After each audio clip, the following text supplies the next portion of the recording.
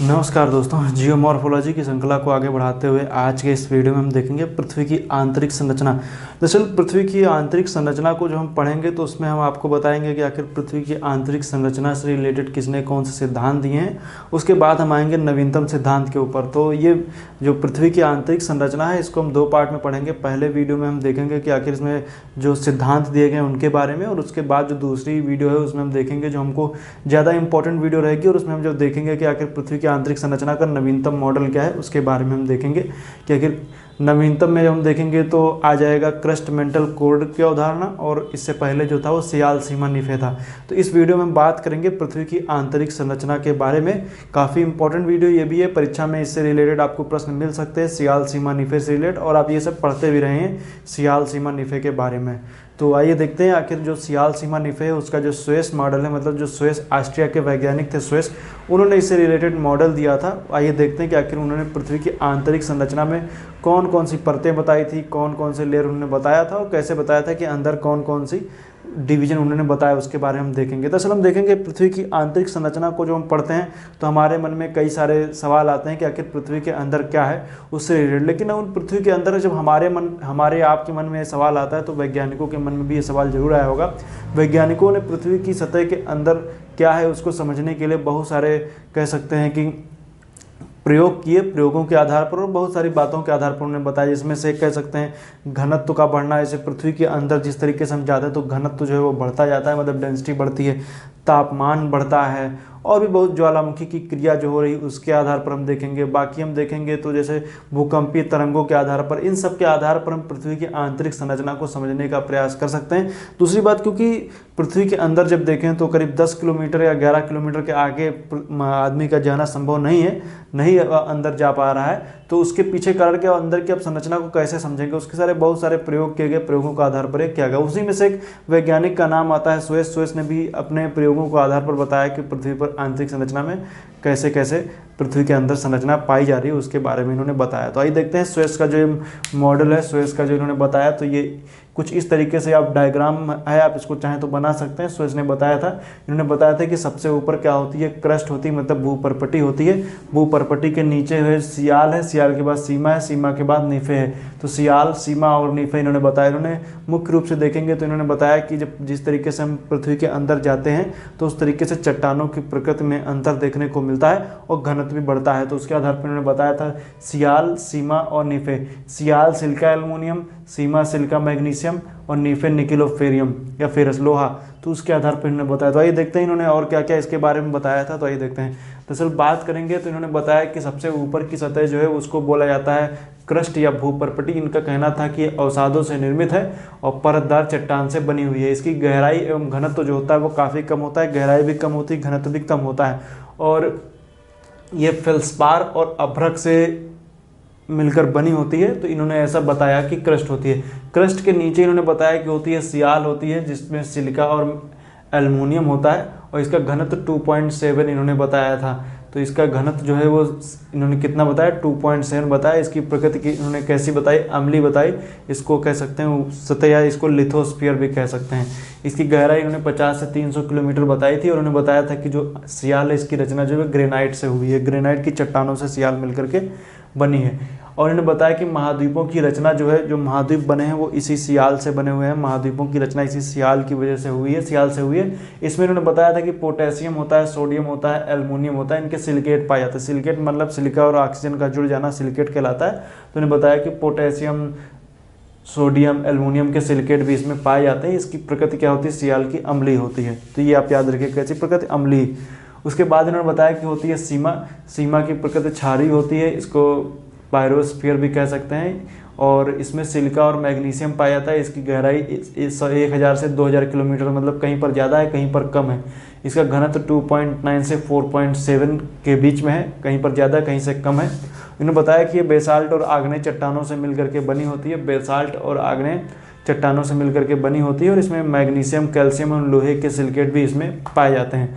अब इन्होंने बताया था कि सीमा का जो है ऊपरी हिस्सा जो है, सीमा का जो आप देखेंगे इसका ऊपरी हिस्सा, ये वाला हिस्सा, इसमें आप लोग जान रहे हैं कि जो बीच का ये वाला जो हिस्सा होता है इसको हम लोग क्या बोलते हैं, एथनोस्फीयर या दुर्बलता मंडल हम लोग कहते हैं। सियाल और सीमा के बीच में घर्षण होता है, क्योंकि जितने भी आप देख रहे हैं सियाल और सीमा और निफे, सबके घनत्व में अंतर है और सभी जो घूर्णन करते हैं वो अलग तरीके से करते हैं, कोई तेज कर रहा है कोई धीरे कर रहा है। तो इसकी वजह से सियाल और सीमा के बीच में क्या होता है कि एक कह सकते हैं सियाल और सीमा के बीच में जो, क्योंकि मान लीजिए जैसे मैंने बताया आपको कि जैसे मेरे पास ये दो मार्कर हैं, मार्कर में अगर जो दोनों में एक इस तरीके से चल रहा है एक दूसरी तरीके से, मतलब एक की स्पीड ज़्यादा है एक कम है, तो इन दोनों की स्पीडों में अंतर होने की वजह से क्या होगा, घर्षण होगा।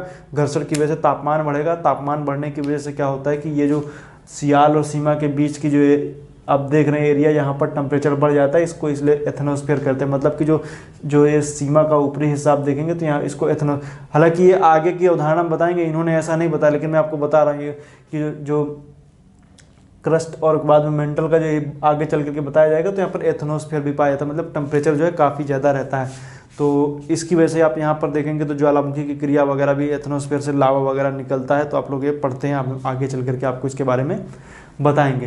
तो यहाँ पर क्या होता है कि ये, क्योंकि आप जान रहे हैं कि जो ज्वालामुखी का उद्गार होता है उसमें से बेसाल्ट की चट्टानें वगैरह निकलती हैं, तो बेसाल्ट वगैरह उसे बनता है। तो ये और आगे चल करके जब बेसाल्ट का कह सकते हैं जब क्षरण होता है, बेसाल्ट का जब अपर्दन वगैरह होना शुरू हो जाएगा तो उससे काली मिट्टी वगैरह ही बनती है।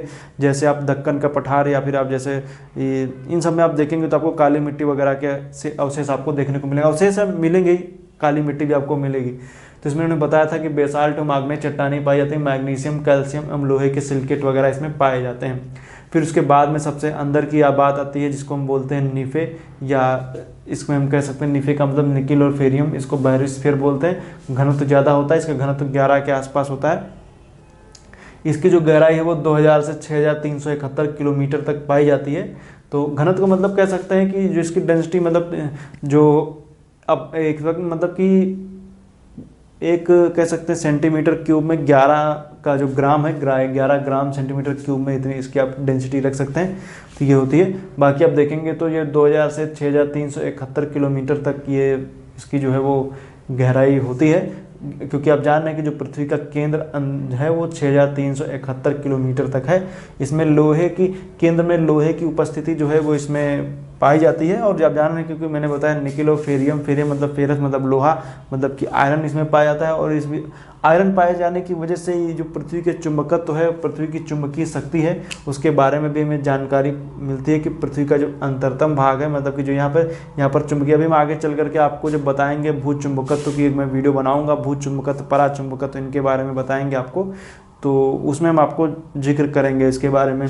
तो पृथ्वी में चुंबकीय शक्ति होती है और सीधी बात है कि पृथ्वी के अंदर जो लोहे का अंश पाया जा रहा है, तो लोहे की उपस्थिति के कारण क्या होती है कि स्थिरता होती है, क्योंकि लोहा जो है काफ़ी ज़्यादा कठोर होता है, ठोस होता है और उसमें कह सकते हैं भार ज़्यादा होता है, इसलिए वो कह सकते हैं कि क्या स्थिरता है। स्थिरता का मतलब आप ये समझ सकते हैं कि जैसे पृथ्वी है तो पृथ्वी के अगर जो अंदर की तरफ अगर यहाँ पर निकिल और फेरस वगैरह ये सब पाए जा रहे हैं, तो सीधी बात है इसका भार ज़्यादा होगा, भार ज़्यादा होने की वजह से ये वाला हिस्सा भार ज़्यादा होगा, इसीलिए ये कह सकते हैं स्थिरता है पृथ्वी में।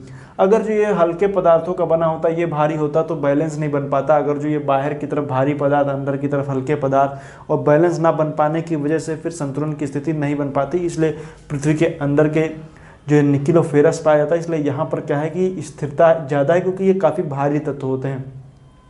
और आगे चल करके जब हम देखेंगे, जब भूकंपीय तरंगों के जरिए जब हम जिक्र करने की कोशिश करेंगे, और जो इस तरीके से वैज्ञानिक बता रहे हैं कि यहाँ से क्या होता है कि ये जो कोर होता है, कोर से जब आगे तरंगे नहीं जा पाएंगी, ये जो एस तरंगे हैं, तो इस वजह से क्या होगा, इसके आधार पर वैज्ञानिक निष्कर्ष निकालेंगे कि क्या है कि ये एक तरल अवस्था में पाया जा रहा है। अब तरल अवस्था में पाया जा रहा है, और हालांकि एक ऐसी कंडीशन आती है कि दाब आप कितना भी बढ़ा दीजिए, लेकिन अब कोई उस मतलब कि दाब जब एक हद तक दाब बढ़ जाएगा तो फिर वो तरल अवस्था में नहीं रह सकता। लेकिन निकिल और फेरस ऑलरेडी कह सकते हैं काफ़ी भारी तत्व होते हैं, इसलिए दाब उतना सह लेते हैं और ये तरल अवस्था में पाए जाएंगे, आगे चल करके जिक्र किया जाएगा।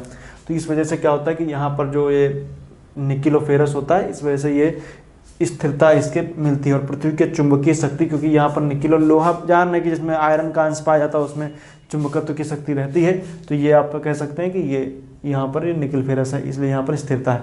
अब आपके दिमाग में प्रश्न आएगा कि जैसे मान लीजिए कि यहाँ पे मान लीजिए जैसे कोई इंडिया है, इंडिया को, भारत को मान लेते हैं, जैसे इंडिया यहाँ पर है। अब जैसे मान लीजिए आपको कहते हैं ना छेद कर दीजिए पृथ्वी के एक तरफ से शुरू कीजिए, दूसरी तरफ से छेद कर दीजिए, तो कहते नहीं कि क्या दूसरी तरफ निकल जाएंगे कि नहीं निकल पाएंगे, ऐसा आपके दिमाग में प्रश्न आ जाएगा। जैसे मान लीजिए हम क्या करें कि अपने आप जहाँ पर खड़े हैं वहाँ पर गड्ढा खोदना शुरू कीजिए, गड्ढा खोदते खोदते आप ऐसी जगह पर चले जाएँ कि हम पृथ्वी के दूसरे किनारे तक पहुँच सकते हैं, या क्या होगा कि तो आपके दिमाग में प्रश्न आएगा। तो मैं आपको बता दूं कि इसके ऊपर एक मूवी आई थी, टोटल रिकॉल नाम से एक मूवी आई थी, उसमें बताया गया था कि लोग क्या करते हैं, इंग्लैंड से न्यूजीलैंड में डेली रूटीन में जॉब करने के लिए जाते हैं। उन्होंने क्या किया था, पृथ्वी के अंदर ही पूरा एक छेद कर दिया, इसमें ट्रेन चला रहे थे। मतलब आप जान रहे हैं कि जैसे मैं आपको बताता हूँ, जैसे ये हमारे सामने आप देख रहे हैं, ये ग्लोब है, ग्लोब पर जब आप देखेंगे तो करीब आपको यहाँ पर आपको करीब देखने को मिलेगा, ये क्या है, ये ऊपर के हिस्से पर यहाँ पर आपको करीब देखने को मिलेगा, ये ऊपर के हिस्से पर इंग्लैंड है, और इंग्लैंड के ठीक नीचे पर यहाँ पे देखेंगे तो यहाँ पर आपको दक्षिण में आपको देखने को मिलेगा न्यूजीलैंड। तो कुछ यहाँ पे आप मान लीजिए छेद कर दीजिए, छेद करके आप केंद्र से होते हुए सीधे आए तो यहाँ पर आप न्यूजीलैंड पहुंच सकते हैं। लेकिन अब इसमें क्या व्यवधान आएगा, क्या समस्याएं आएंगी, उनके बारे में भी, हालांकि ऐसा संभव नहीं है, लेकिन मैं आपको बताता हूं अगर संभव हो जाए तो क्या स्थिति आएगी, क्या परिस्थिति आएगी, उसके बारे में हम जिक्र करते हैं। तो आइए देखते हैं।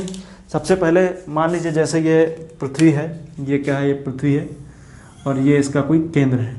अगर जो आप मान लीजिए यहाँ से जैसे भारत के संदर्भ में लें तो भारत को जो आप लेंगे तो भारत जैसे ये हो गया, ये है भारत, आप ये भारत है, भारत के ठीक पीछे जब आप देखेंगे तो आपको देखने को मिलेगा, यहाँ पर छेद करना शुरू कीजिए तो आपको अगर जो देखेंगे तो ठीक पीछे आपको अमेरिका देखने को मिलता है। अमेरिका, यूएस और मैक्सिको के पास में आप करीब पहुँचेंगे। अब आप देखना पड़ेगा कि भारत में कहाँ पर है, तो यूएसए और मैक्सिको के पास में आप अगर जो भारत में छेद करना आप शुरू करें तो दूसरी तरफ आप मैक्सिको और यूएसए पहुँच सकते हैं।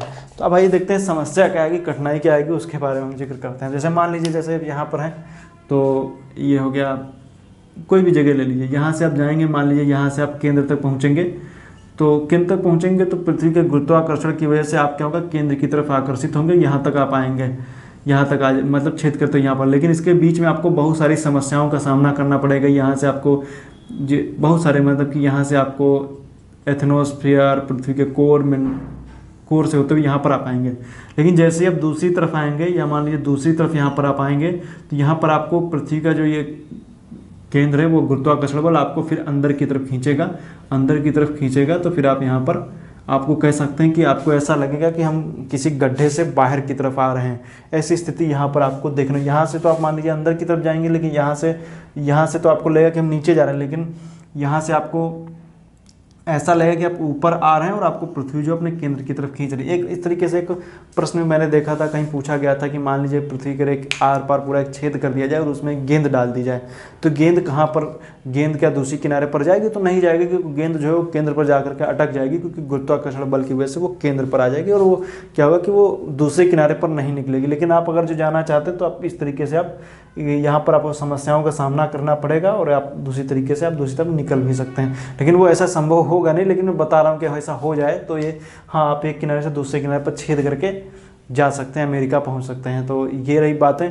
तो एक बार मैंने देखा था किसी ने कमेंट भी किया था, तो अब जैसे होता नहीं कि मान लीजिए आप कुछ भी कमेंट कर देते हैं, तो कमेंट का होता है कि अब जैसे जो टॉपिक मैं पढ़ा रहा हूँ तो उसी से रिलेटेड जब वीडियो आएगी तभी हम उसका आंसर दे सकते हैं, और कमेंट में मैं आपको उसका उत्तर बता सकता हूँ। लेकिन जब कोई चीज़ समझाने वाली होती है तो उसको आप जब तक आप बोर्ड पर नहीं आएंगे, चीज़ें नहीं समझा सकते, और ऐसे किसी कमेंट को बोर्ड पर तो ऐसे समझा नहीं सकते, उससे रिलेटेड जब टॉपिक आता है तभी वो वीडियो संभव हो पाता है। तो ये यहाँ पर ये इस तरीके से बनेगा, तो आप इसको याद रखिएगा। हालांकि जो सुयश महोदय ने बताया था सियाल सीमा निफे, आगे चल करके इसमें संशोधन हो गया और भी इसमें बहुत सारे वैज्ञानिक अपना अपना बातें बताएंगे। जैसे इसमें देखें जेफरीज का सिद्धांत है, डेली हैं, इन्होंने 4 क्षेत्र बताए थे, लेकिन अब उनके बारे में कोई बहुत ज़्यादा परीक्षा में आता भी नहीं है और वो सब आपको ज़्यादा जानने की जरूरत है भी नहीं। बस आप इतना याद है, क्योंकि सुयश ने जो सियाल सीमा निफे आप पढ़ते हैं तो उसके आधार पर इन्होंने बताया था, तो आप इसको जान रखें। अब इसको भी परीक्षा में आ जाए तो आप इस तरीके से बता सकते हैं कि सुयश ने पृथ्वी को 4 भागों में विभाजित किया। ऊपर की तरफ क्रस्ट, भूपरपटी को इन्होंने बताया कि अवसादों से निर्मित परतदार चट्टानों की बनी हुई, जिसकी गहराई एवं घनत्व कम होता है, जिसमें मुख्यतः फेल्सपार और अवरक पाया जाता है। सियाल सिलिका और एल्युमिनियम की बनी होती है, इसका घनत्व 2.7 है, इसकी गहराई 50 से 300 किलोमीटर होती है, इसकी रचना ग्रेनाइट चट्टानों से हुई है, ये आप बता सकते हैं। नेक्स्ट पॉइंट इसमें लिख सकते हैं, महाद्वीपों की रचना इसी सियाल से मानी जाती है, इसमें पोटेशियम, सोडियम, एल्युमिनियम के सिलिकेट पाए जाते हैं। सीमा में भी आप इसी तरीके से रखते हैं। इसकी रचना सियाल और मैग्नीशियम से हुई। इसकी गहराई 1000 से 2000 किलोमीटर तक है।